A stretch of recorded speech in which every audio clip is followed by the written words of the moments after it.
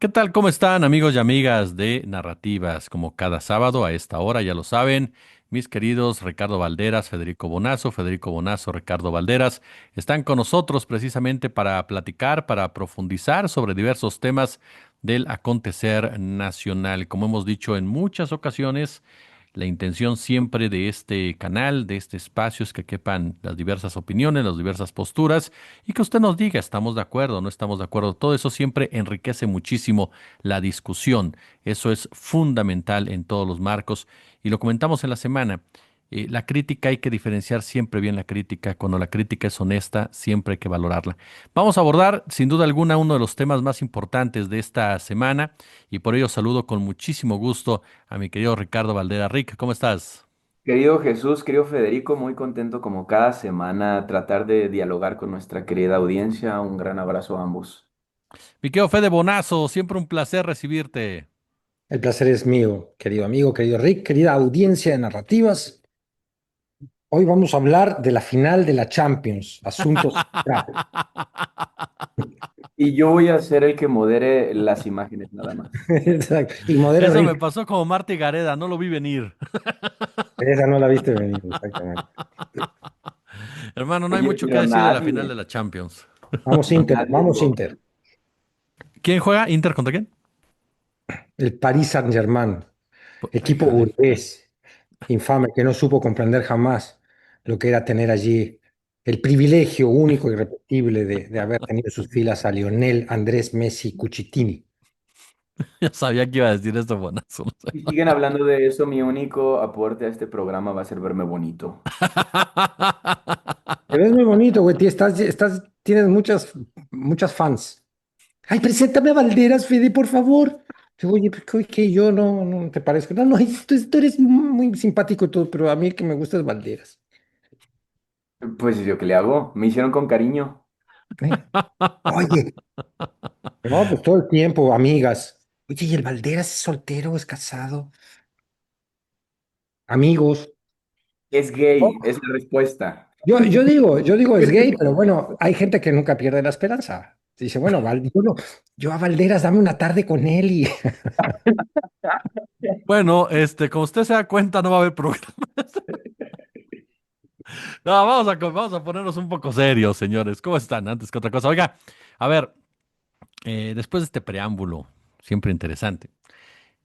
La elección judicial, ese es el tema realmente de la semana. El día de mañana se lleva a cabo finalmente, después de un periplo muy particular, por supuesto, desde su discusión, su aprobación, el papel de Andrés Manuel López Obrador, presidente de la República, el tema Yunes ya en el legislativo, la elaboración por parte del INE, el tema de las campañas, en fin, ha sido un periplo larguísimo en realidad de toda esta discusión. Una elección en donde ya no se está valorando la reforma judicial en sí, la reforma judicial ya fue, la ley judicial ya es, estamos discutiendo elegir a las personas que van a ocupar esos cargos en realidad. Yo de entrada, como primer saque, te preguntaría a ti, mi querido Ricky Valderas, ¿cómo llegamos a esta elección del 1 de junio? Pues me parece que con demasiada confusión, con muchos errores técnicos que, bueno, dicho sea de paso, es característico de la administración. Presentaron incluso la nueva plataforma de datos sin presentar la plataforma de datos, es decir, más bien con una terminología de qué deberían de hacer los datos que más la presentación. En términos de los datos de libre acceso del Instituto Nacional Electoral, bueno, lo hemos visto infinidad de veces, es un sistema confuso. El INE no está respondiendo. Yo me di a la tarea de tratar de revisar los espacios de votación local. Me encuentro que, bueno, por la reforma de Jalisco, por poner un ejemplo a nuestra audiencia, hace que la elección se pase hacia dentro de 2 meses, entonces elige lo federal, pero lo local no. No se sabe bajo qué acuerdos, y de hecho la documentación necesaria y que supuestamente es por ley no es pública en el Instituto Nacional Electoral.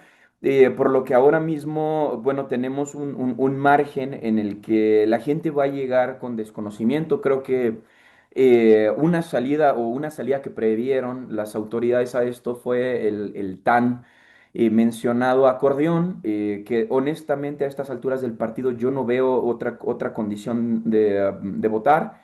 la mayoría de las personas que se han contactado conmigo, tanto en tu programa, querido Jesús, como en mis redes sociales o en otros textos que he escrito, son en estos términos. No tengo cómo verificar que en serio lleguen los mejores perfiles a Morena, los indicadores más precisos los habrá publicado. Me imagino que, por ejemplo, tenemos el caso de Viri Ríos, que hizo un trabajo exhaustivo, aunque bajo términos que luego no son tan claros, ¿no?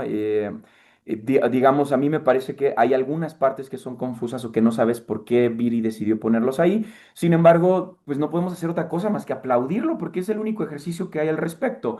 En términos de población LGBT, me atrevo con todo el orgullo a decirlo, porque además ya estamos próximos al mes del orgullo, el primer canal o medio de comunicación en tener esta sistematización de información sobre las personas candidatas que pertenecen a la población de la diversidad sexual, dado a que las autoridades violentaron el principio que ya habíamos ganado, es decir, las acciones afirmativas eran ya un derecho para las poblaciones pues, vulneradas por el Estado mexicano. Esto se lo pasan por el arco del triunfo porque además fue un proceso muy extraño. Para el registro ante la Cámara de Legislativos sí que preguntaban si eras hombre, mujer, persona no binaria o lo que fuera. Pero en el momento de pasar las listas violentaron este principio. Yo creo que va a haber impugnaciones ante los tribunales electorales porque es un principio garante en la Constitución. O sea, no había por qué hacer lo que hicieron, sin embargo lo hicieron, como muchas otras cosas.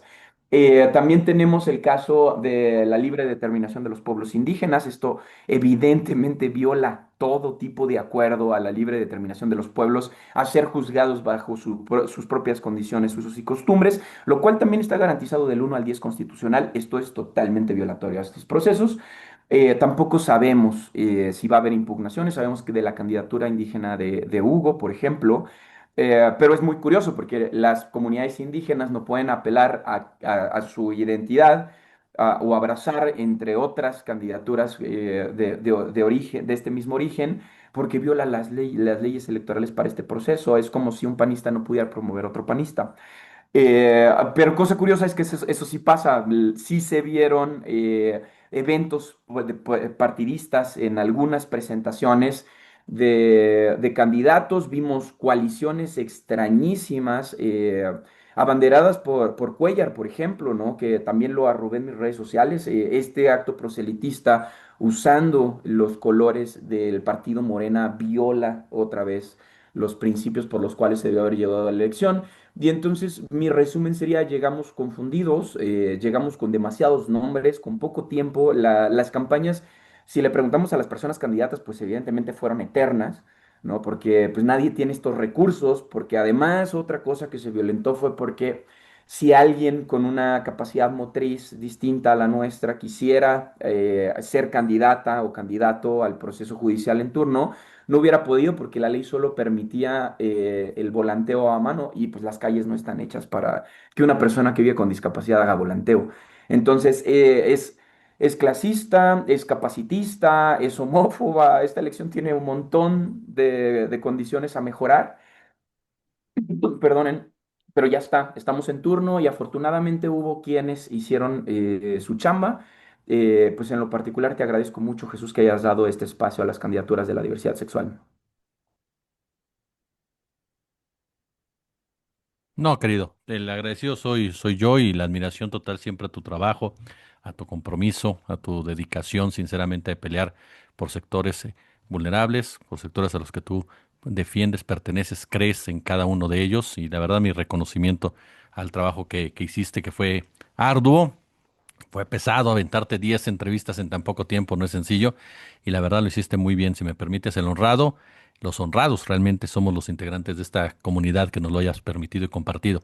Pues voy contigo también, mi querido Fede. ¿Cómo llegamos? ¿Cómo llegamos?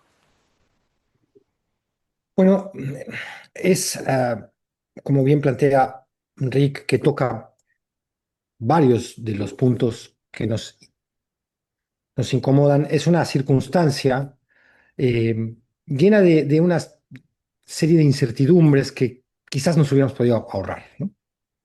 Ahora, el tema del hubiera, pues no conviene ya muchísimo apelar a él. Hay que quitar el hubiera. La elección es mañana, es una elección donde la diferencia sustantiva que hay entre muchísimas candidaturas hace que la elección tenga muchísimo valor, a pesar de todas las irregularidades, fallas de diseño que tiene, que van a impedir realmente en algunos casos que el voto sea totalmente universal. Pasa el caso de la Ciudad de México, donde algunas delegaciones van a votar el conjunto del distrito judicial de la Ciudad de México y otras no. Y esto es producto de las prisas, donde hay boletas donde ya están garantizadas por la baja participación y el acomodo de las candidaturas y el tema de la paridad. Que está muy bien, la paridad como concepto está muy bien, pero el diseño se ensambló tan mal y luego hay candidaturas que se bajaron, que hace que ya haya candidatos o candidatas que ya ganaron, se vote como se vote, otros que ya perdieron, se vote. Es decir, hay una serie.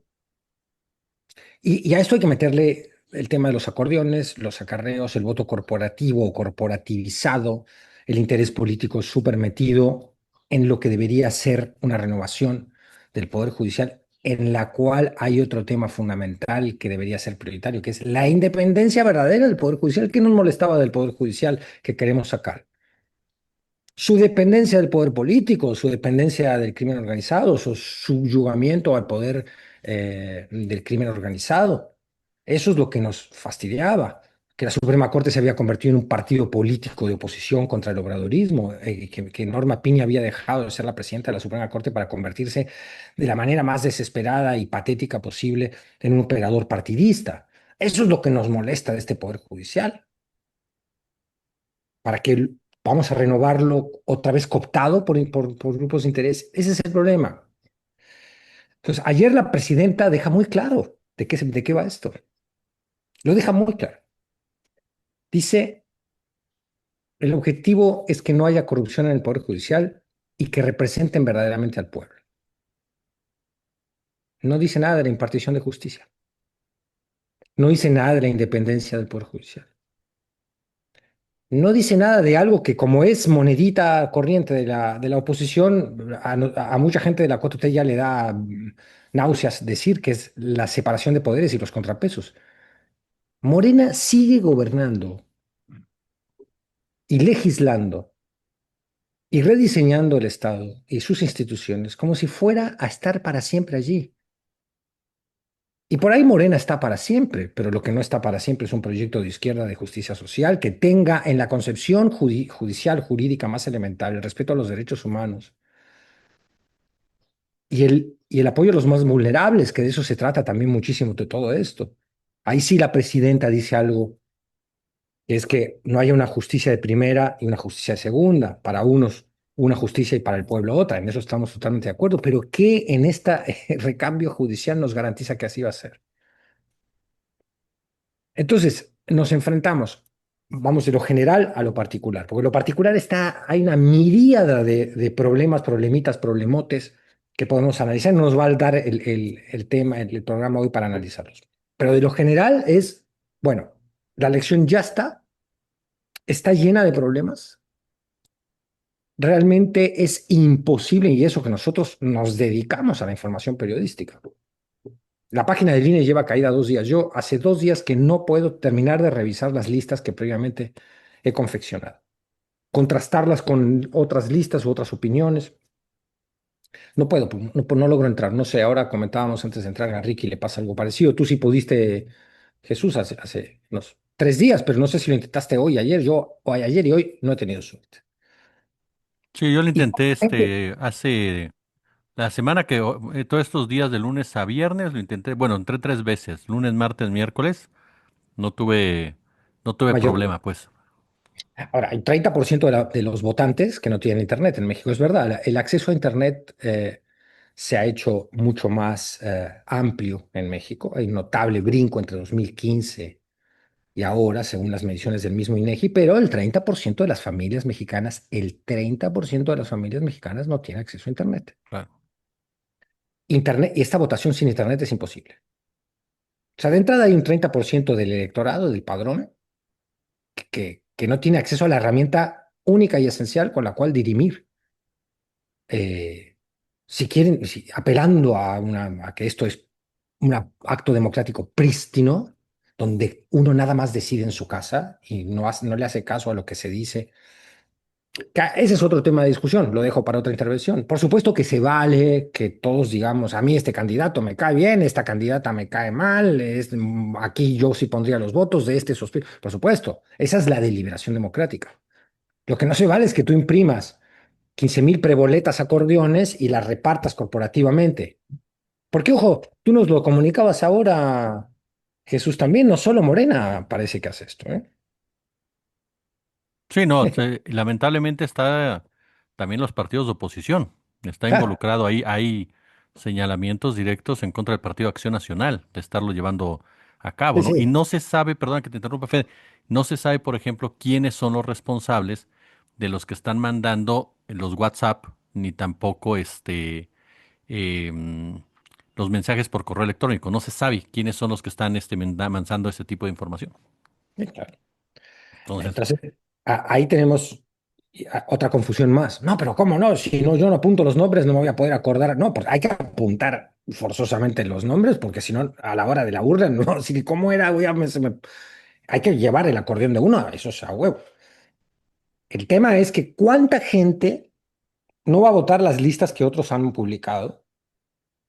¿Cuánta gente de la 4T, por ejemplo, no le hace caso, para poner un ejemplo concreto, al hijo de López Obrador, a López Beltrán, eh, que él ya publicó su lista? ¿Cuántos miles de votantes no agarran eso y lo usan?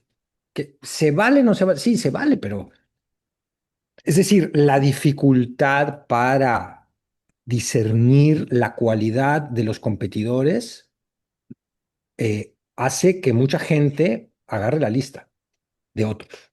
Me hace mucha gracia lo de que el querido Pedro Miguel, que siempre es gracioso, creo que ahora fue gracioso involuntariamente, tipo de mucho humor, que me cae muy bien, un gran escritor, que dice, no, aquí está después de semanas mi lista y qué sé yo, de que yo me la tomé el trabajo y qué sé yo, y aquí se las comparto. Ahora sí, cada cual que vote por quien quiera, sí, pero la cantidad de personas que además se lo ha ganado Pedro Miguel, porque es un influencer, vamos a usar este término postmoderno, que se ha ganado su influencia. Si uno es de la 4T o simpatizante del gobierno, dicen, no, pues está. Pero no estamos eligiendo políticos, estamos eligiendo personas juzgadoras. Acá la dejo para no extenderme. Es apenas una pintura de las contradicciones, complicaciones que vamos a enfrentar el día de mañana. en este punto les voy a hacer una pregunta a ambos. Yo tengo mi opinión, ya la he manifestado durante estos días. Y mi pregunta es, ¿no es tan bien, y es pregunta solamente, o en qué momento separamos el infantilizar a la población de pensar que van a hacer lo que les está dictando alguien y no solamente tenerlo como referencia? ¿Y en qué momento nos topamos con que sí hay un corporativismo? Que me parece que ese es un punto de discusión que se ha dado en los últimos días. ¿Qué tanto hay población que te topa a Federico Bonazo, a Ricky Valderas? Dice, bueno, yo lo respeto, creo que es val, pero no me gusta Jesús Escobar en esa lista, ¿no? Entonces busco otra persona.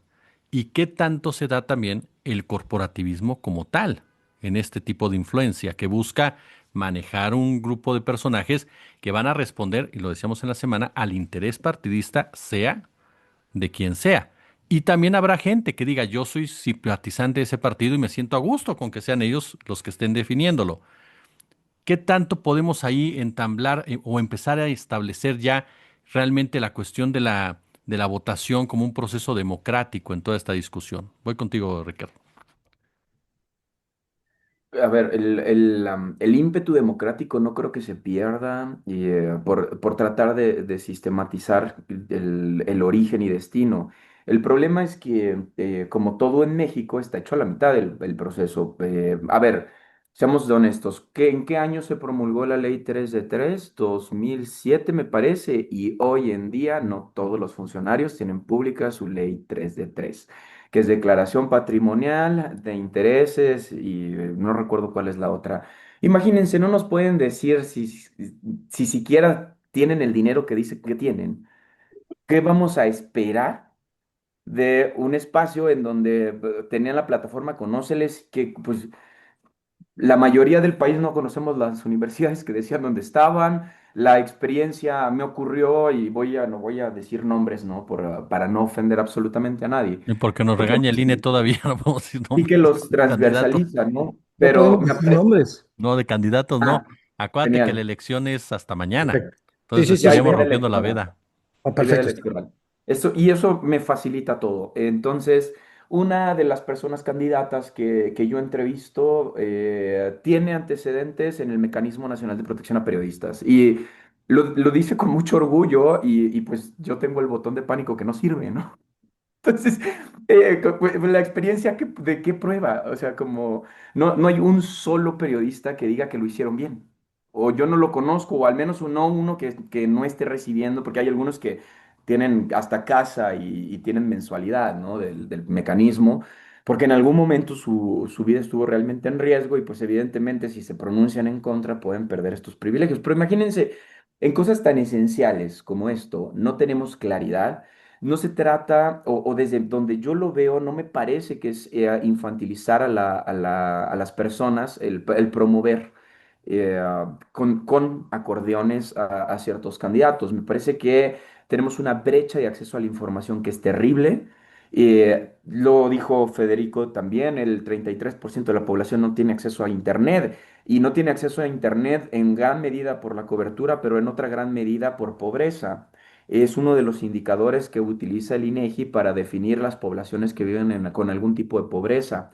Es decir, a eso me refiero con que es una elección clasista.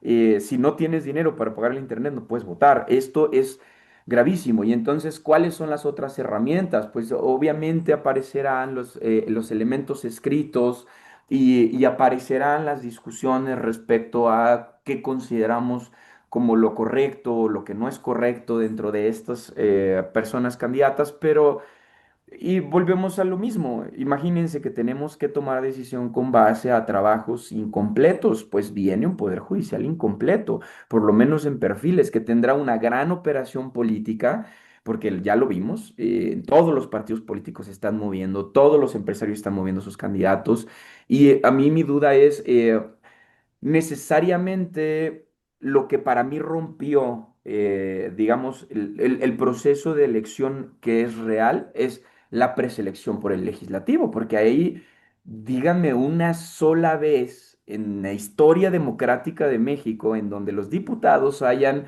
cuestionado siquiera la palabra de un presidente. No, el legislativo es de adorno en México. Ahora mismo hay una batalla extraña, pero nunca se van a atrever a atentar públicamente en contra de la figura presidencial. Entonces, pues estamos viendo una transformación de un poder que por lo menos tenía la característica de haber pasado por varios filtros, principalmente académicos y sí familiares. Dejamos de tener un poder judicial familiar para tener un poder judicial político. Y en la medida de que esto está ocurriendo, además se está ensañando la práctica de recolección de datos. Bueno, es que si el Estado no es capaz de prever una plataforma con un sistema de hosting que aguante las visitas masivas al mismo tiempo, pues no se pueden quejar tampoco de la práctica que están realizando al hacer estos acordeones. Me parece que es la mejor salida, honestamente. Así como creo que la publicidad oficial se debe de repartir por insaculación y anular la recepción de manera anual para que de verdad sea democrático y de verdad sea al azar, pero a las autoridades no les conviene porque quieren seguir teniéndonos con el bozal en la boca, aunque el obradorismo diga lo contrario, pues que lo demuestren. Igual que lo demuestren con esto. Tuvieron una oportunidad perfecta para poder hacer bien las cosas y además tenían los elementos para hacerlo bien y no lo hicieron. Ya estamos en esto. No podemos echarnos para atrás y también quiero dejar súper claro que esto no quiere decir, por lo menos desde mi perspectiva, que estoy incitando a la no votación. Me parece gravísimo que haya una hondanada de figuras públicas que estén. Estuve por ahí tratando de respaldar un poquito de lo que hacía Federico, respondiendo a gente que además son altos intelectuales, que no son gente ignorante y que además se ostentan como altos intelectuales. incitando al no voto. Bueno, esa es la única cosa que nos dejaron. El no votar solo va a acelerar la partidización, la capitalización de los espacios en el Poder Judicial. Solo les estamos dando cancha abierta a los grandes poderes hegemónicos para que cumplan esto de lo que nos están tratando de advertir quienes dicen que no hay que votar. Esa era la otra pregunta, pero ya me la ganó Ricardo. Entonces, ahorita, si quieres profundizar sobre eso, también me quedo Fede. Pero es lo mismo, la misma pregunta que hice al principio y ahorita con este punto, si quieres comentar algo. Nada más agregarles el dato de que Guadalupe Tadei ya señaló que la gente sí puede llevar su listita escrita a la elección. Él dice que eso sí se vale. Tú puedes apuntar tus nombres en tu hojita y llegar. Eso sí se vale. Lo que no se vale, como bien lo señalaba Fede, es que llegue alguien y te diga por estos, ¿no? Y tú estés con tus hojitas perfectamente. Digo, hay una gran diferencia, lo sabemos perfectamente, a que yo lleve una hoja con números a que te den algo manufacturado antes, ¿no? Perdón, Fede. Claro. No, no, no. No, a ver, es una fina frontera entre no ser un paternalista. O sea, aquí muchos de los comentarios que uno puede emitir sobre esta ley judicial, el proceso electoral, y además que el proceso electoral se está comiendo una discusión que es bien importante, que no tiene que ver con la elección de las personas juzgadoras, tiene que ver con la reforma en sí, los jueces sin rostro, el tema de los juicios orales, eh, todo el paquete que acompaña la nueva disposición judicial, el no haberse metido con las fiscalías. Y todo eso como que ya no le importa a gran parte de la deliberación pública y es esencial. Entonces, espero que haya una contrarreforma ahí que ajuste elementos de un diseño penal, por ejemplo, que no tienen propiamente que ver con la reforma judicial, pero que están allí, que son absolutamente punitivistas, fachos, contrarios a los derechos humanos, violatorios de los derechos humanos, del debido proceso, el buquelismo que se está colando por debajo con la prisión preventiva oficiosa, que ahora cada vez que además crece el causal de prisión preventiva oficiosa, con lo cual ya... Y luego está el tema de, bueno, termino con la pregunta, de contestar la pregunta. Y entonces es como uno no quiere caer en el paternalismo, no, la gente no sabe por qué, la gente está confundida. Pues yo no sé si la gente está confundida. Si yo estoy confundido, tiendo a creer que hay mucha gente más confundida. Y lo sé porque me lo dicen. Me lo dice gente de todos los ámbitos sociales con las que yo tengo contacto, para que no se diga nada más que esto es un prejuicio clasista. Desde gente de bajos recursos con los que yo tengo contacto, que me dicen, oiga, pero pues, la verdad es que yo pues, ahí sé que tengo que ir por los que dicen PE, ¿no? Votar los que dicen Poder Ejecutivo, porque hay un sesgo en la propia boleta, impreso en la boleta electoral. La gente sabe que los que no, pues esos son los que dice mi presidenta, lo cual no es exactamente así. Entonces, aquí hay confusión, pues ¿cómo no va a haber confusión si yo tengo que en la Álvaro Obregón tenemos que decidir entre más los puestos federales y los locales, 168 perfiles hay que estudiar, 168, que no es lo mismo, y te dicen, bueno, pues también cuando tienes que ver a los plurinominales en una elección federal, política, también tienes que estudiar todo eso a fondo, sí, lo tienes que estudiar a fondo, pero bueno, ahí hay ya un patrón o un parámetro, mejor dicho, que te ayuda muchísimo a decidir que es, bueno, este va por Morena, este va por el PAN. Pues ahí tú ya haces un filtro ideológico, porque son políticos que traen una agenda partidista, enumerada por el partido político y comunicada, en teoría, de manera bastante eh, eficaz por las diferentes opciones institucionales partidistas, pero aquí son personal juzgador que va a repercutir en la vida de los ciudadanos. O sea, porque la gente, yo estoy de acuerdo en que el voto más importante es para la Suprema Corte, para el Tribunal de Justicia Federal, que es un tribunal que va a tener un poder enorme concentrado en 5 personas. Pero los jueces locales y los magistrados de circuito son fundamentales. Y cualquiera que tenga un litigio, un problema mercantil, un problema familiar, un problema penal, esos son los jueces de la vida cotidiana de la gente, porque los problemas de la gente no llegan a la Suprema Corte. O indirectamente, la Suprema Corte dirige la gran jurisprudencia, digamos. Pero el problema concreto, por ejemplo, los periodistas que están siendo acosados ahora, o haciendo uso del Poder Judicial para intentar inhibirlos, como es el caso de Hernán Gómez Rueda. Te puede caer bien, mal, Hernández, eso es otro problema. Pero está siendo víctima de acoso judicial y es un colega que está siendo víctima de acoso judicial por el libro que publicó. Que es una manera de intentar callarlo. Y si no Bueno, te metes balazo, porque digo, así es como funciona el poder también contra el periodismo en México, no nos hagamos. Y entonces, cuando tenga, con eso llegue a un juzgado y luego a un juzgado de segunda instancia, y tú dijiste, no, yo pues ya, juez de distrito, no llegué a calificarlo, o sea, ya ni voté ahí, o voté por cualquier cosa. Y juez de magistrado del circuito también, no, pues es que ya yo. Y son los jueces que más tienen que ver con la vida cotidiana de las personas, en el caso de que tengan que entrar en contacto con el Poder Judicial.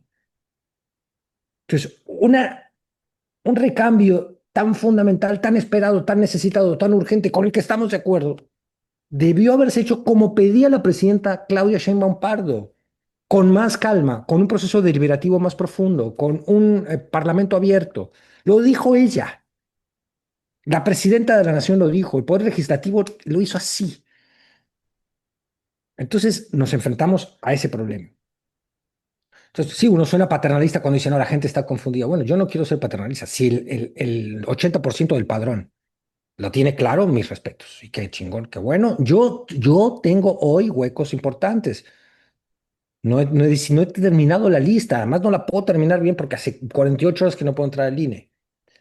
Quiero decir, cuando digo yo, me refiero a muchos colegas que se dedican al estudio de la información para intentar después comunicarlo en mesas de análisis como estas. Es decir, que lo hacemos con la debida responsabilidad. No quiero decir que lo que yo opine sea lo bueno o lo correcto. No, pero le puedo garantizar a la gente que pues, mi chama me la tomo más o menos en serio y sí le echo ganas. nos consta, nos consta. Entonces, no es paternalista decir que es un proceso confuso, es realista decirlo. No es elitista decir que uno de los peligros de esto, de la politización del Poder Judicial, es que lleguen a los puestos de juicios, de magistraturas, de ministros, personas que tienen más carisma y que se han sabido vender bien. Y es inevitablemente una profesión que requiere de una competencia meritocrática, la del Poder Judicial. Entonces, si a partir de ahora vamos a empezar a elegir al payaso más hábil para la Cámara y no necesariamente a la persona juzgadora que tenga los conceptos, los criterios y las herramientas técnicas para llevarlos a cabo, porque tú puedes ser muy bien intencionado, pero si no sabes litigar, si no sabes en determinado momento realizar todo el entramado jurídico que requiere un juicio, pues tus buenas intenciones se quedan en el escritorio y ganan los malos o los que tienen más lana. Entonces, aparte de tener una concepción de derechos humanos, de un derecho ligado a la justicia social, que entienda los reclamos más elementales y necesidades de la ciudadanía, y que no sea un poder judicial cooptado como es el de ahora, en algunas instancias, ¿eh? Porque tampoco esto se puede generalizar por interés corporativo de grupo, pues lo que tienes que garantizar es que lleguen los mejores en cuanto a criterio, los mejores en cuanto a preparación, y evaluar quiénes son los candidatos mejores para eso ahora es un galimatías. Se moleste quien se moleste, porque luego hay gente que dice, no, México está dando un ejemplo al mundo. Hubiera sido un ejemplo, pero ahí ya caigo en el hubieran, ¿ves? Dije que no había que usar el hubiera. Ahora hay que ir a votar, ¿eh? Eso sí, hay que hacer la talacha y la chamba hasta donde se pueda e ir a votar, porque es clave que algunos perfiles además no lleguen. No solo vas a votar en positivo, vas a votar en negativo. Por favor, hay ciertas candidaturas que no pueden llegar a puestos tan importantes, porque traen una visión de derecha, aunque digan yo soy de Morena y amo al pueblo. No hay que basarse en lo que digan, hay que basarse en lo que han hecho, hay que basarse en lo que representan, hay que ver de quién han sido abogados, en qué momento, en los momentos clave de qué lado han estado, qué concepción de la justicia tienen. Eso es lo que hay que evaluar, no si ellos se autodeclaran amantes del pueblo, porque si no es muy fácil. Entonces la gente dice, no, este dice que es amante del pueblo, voto por este y se acabó y me voy a comer unas enchiladas tranquilas y el lunes cierro con este comentario. Denise Merker en tercer grado hacía un comentario muy interesante. Decía, ¿qué le importa a tanta gente para la cual ha habido una ausencia en toda su vida del Poder Judicial? El Poder Judicial la ha desestimado, no le ha importado. ¿Qué le importa a ese ciudadano? ¿Cómo se ha logrado, cómo no se ha conseguido en este proceso estimular la curiosidad, el interés? de muchísima ciudadanía que está ajena a este problema. Entonces, bueno, no quiero que esto suene a queja, esto suena a verdadero interés por tener un mejor poder judicial y sobre todo un mejor sistema de procuración de justicia íntegro. Espero que la presidenta y Morena cumplan con lo que han insinuado de manera tenue, de que no hay cambio en la justicia si no hay cambio en las fiscalías. Entonces, si este es un primer paso, bueno, ojalá que todas las alarmas que tenemos estén equivocadas y esta sea una gran renovación del Poder Judicial y el lunes, a partir del lunes, seamos todos felices y tengamos la justicia que este país merece. Lo dudo. Bueno, pues seguimos, por supuesto, con esta charla de narrativas. Se me pasó un poco lo que iba a preguntar. ¿A quién le vas en la Champions, Ricardo? ¿Nos dijiste? No nos dijiste. Bueno, oiga, no, ya en serio, mi querido Ricardo. Ahorita en parte lo tocaba Fede y tú lo adelantabas y sería bueno profundizarlo. Estas diferencias, yo soy muy dado y lo he comentado mucho, y perdón que me meta mi cuchara porque el programa es de ustedes, pero que siempre tienes que diferenciar entre esa crítica con la que puedes o no estar de acuerdo, si está de acuerdo, pero una crítica honesta, y los que están llamando un boicot, o sea, los que están llamando literal, abiertamente a que no acudas a votar, lo que ha generado incluso hasta críticas de los propios analistas, algunos que se consideran de derecha, a esas personas que están lanzando ese boicot al considerar que eso no es resistencia en realidad, que eso a final de cuentas es un maniqueísmo brutal en el tema de la democracia. Entonces, ¿cómo entendemos también estos llamados a no votar y cómo los combates en un momento dado? ¿Y cómo Como los momento diferencias, perdón, de la crítica a un tema como este? como un momento político importante, como lo que es. Yo recuerdo que el programa pasado Federico hizo la comparativa y es que estamos en unas elecciones equidistantes a la elección presidencial, es decir, es uno de los tres grandes poderes de la Unión. Entonces, aparecerán un montón de discursos que apelen pues a la automatización de los procesos, es decir, como ya vimos que este espacio dejó la cancha abierta para que diputados como Alfonso Ramírez Cuellar, con la imagen de la presidenta atrás, diga que está haciendo un nuevo poder judicial, violentando toda la normativa del INE, o que los candidatos de la luz del mundo hayan organizado su feligresía para que voten a sus propios candidatos, teniendo un proceso tan delicado abierto todavía, porque además a Nason Joaquín ya se le sancionó. Podemos hablar abiertamente de las condiciones, no lo voy a decir porque nos cancelan el canal, que es una de las palabras prohibidas. Sin embargo, pues ahí lo vemos. No, pero está acusado de pederasta, eso sí se puede comentar. O sea, el señor es un pederasta, está Está acusado como tal. sentenciado ya, incluso. Entonces, con todas las de la ley podemos decir que están apelando a que esta sistematización de los procesos opere sin ningún tipo de crítica y habrá que ver. Yo creo que es importante saber públicamente quién les está pagando para que esto ocurra. Porque, por ejemplo, la única cosa que se me ocurre que podemos comparar es cuando al EZLN, unas elecciones, llama a al no voto o a la ausencia del voto y a las que sigue mandan a Marichuy a candidatearse. Y entonces eres anarquista, no eres anarquista. Y esto mereció un montón de críticas legítimas porque se asumió desde el obradorismo que era una táctica del movimiento zapatista para restarle votos de izquierda a López Obrador. Esa fue la interpretación que se dio. Más allá de si es o no es, creo que el movimiento zapatista tiene la autoridad moral para hacerlo, indiscutiblemente, aún haciendo esta práctica de juego político. Sin embargo, si esto lo transpolamos o lo vemos desde, por ejemplo, los grandes capitales, imaginen ustedes a Grupo México impulsando a candidato de ministro, a un candidato que les consigue las suspensiones para no pagar el derrame del lixiviado de cobre en el río Sonora, pues ya no hay calidad moral para recurrir a estas prácticas. Yo creo que las prácticas no son más que eso, son herramientas. Pero en un momento tan crítico, en donde lo único que tenemos para que no lleguen estas personas insufribles al Poder Judicial es el ejercer el voto, cuando llamas al no voto desde tu particularidad, desde tu necesidad de hombre blanco, heterosexual, cisgénero, rico, que además tiene todas las capacidades motrices del mundo, que no te transversaliza nada, bueno, ahí hay ya un problema moral. Si además de esto eres un agente del capital o eres partidario de la militarización, pues hay ya cuestiones ético-morales que hay que discutir al respecto. El problema es que pues no hay nadie que lo regule, el árbitro está dormido. Yo etiqueté a Ramírez Cuellar en su evento, porque además hasta le puso nombre a su movimiento, como fingiendo ser una ONG. Las busco en el CLUNY, que es la Plataforma Nacional de Registro de Organizaciones Civiles. No hay información al respecto, entonces están operando con el respaldo de Morena, pero no, pero con una ONG que no existe y con una marca que no está registrada.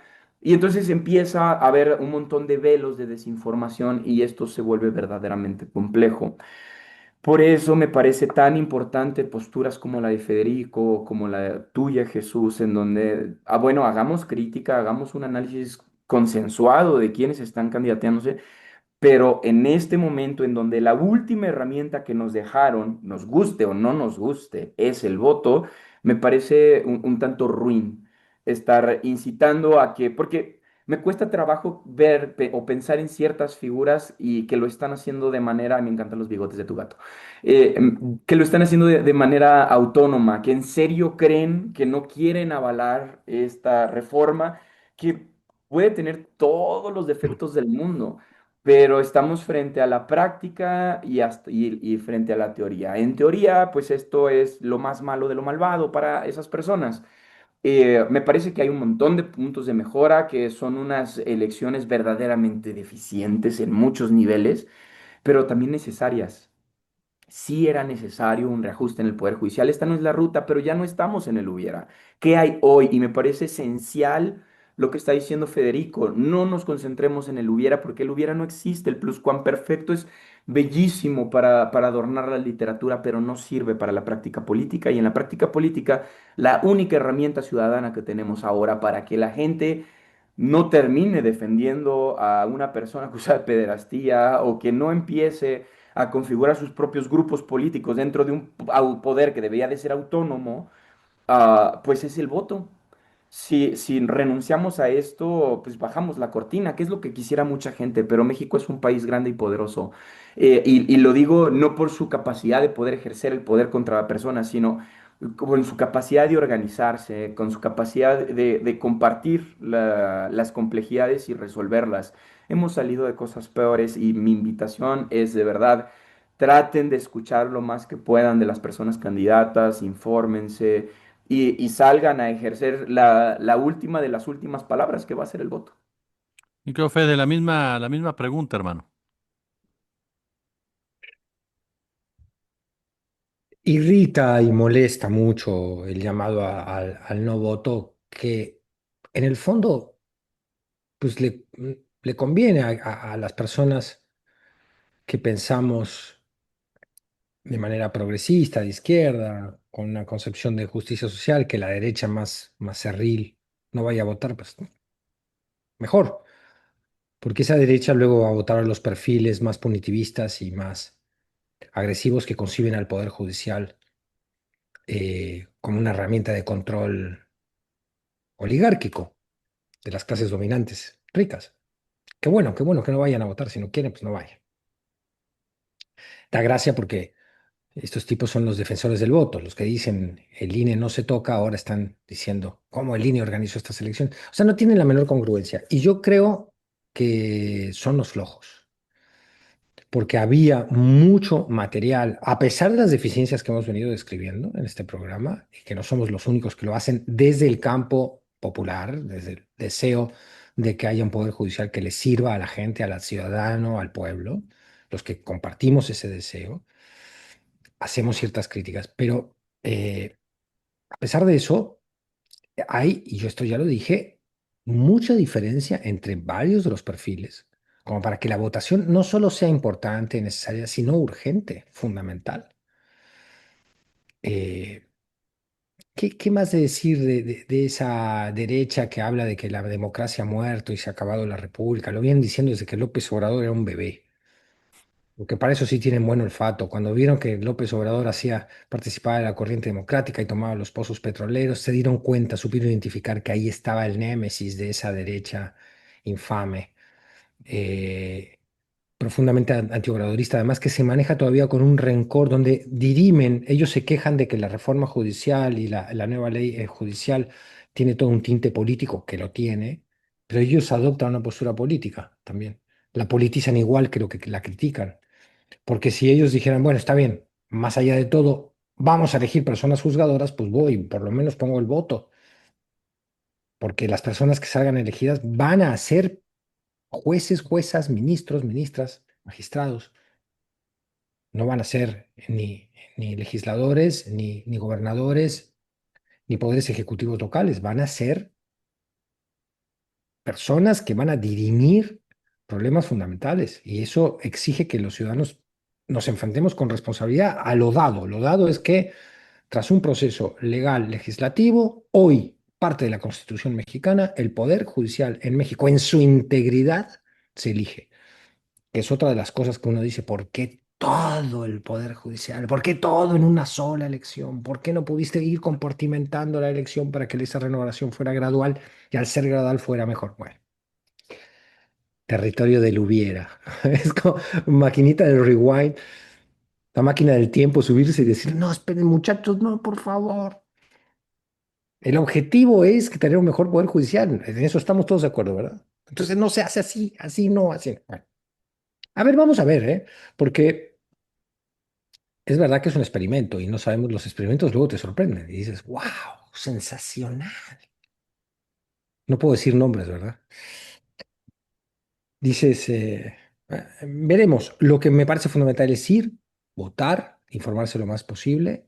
eh, y es un gesto democrático. Los que crecieron en una dictadura militar saben el valor de ir a votar, porque cuando se lo pierde, ahí te das cuenta de la importancia del voto. Y no estamos ante un ejemplo histórico de los que ha habido, donde el no voto era un verdadero reclamo para no eh, ratificar un proceso fraudulento o autoritario. Este no es el caso. Un proceso legal ha producido una jornada electoral increíble e inédita y por tanto hay que responder a un proceso legal sin el temor de estar dañando ni a la democracia ni a la república. Al contrario, más la vamos a dañar si, informados como en teoría podemos estarlo, permitimos que algunos jueces o juezas que realmente obedecen al poder económico o a un poder faccioso terminen ocupando un lugar de mucha jerarquía en el Poder Judicial o incluso de no mucha jerarquía, pero que tenga un impacto concreto sobre la vida cotidiana de la gente. Así que a votar va a ser una jornada democrática. Ojalá que tengamos una cifra menos baja de la que se está pensando que va a haber. Ojalá que supere el 15%. Podemos hacer una apuesta. Aquí siempre gana Valderas en este territorio. Yo digo Nada más ha participación. ganado una vez.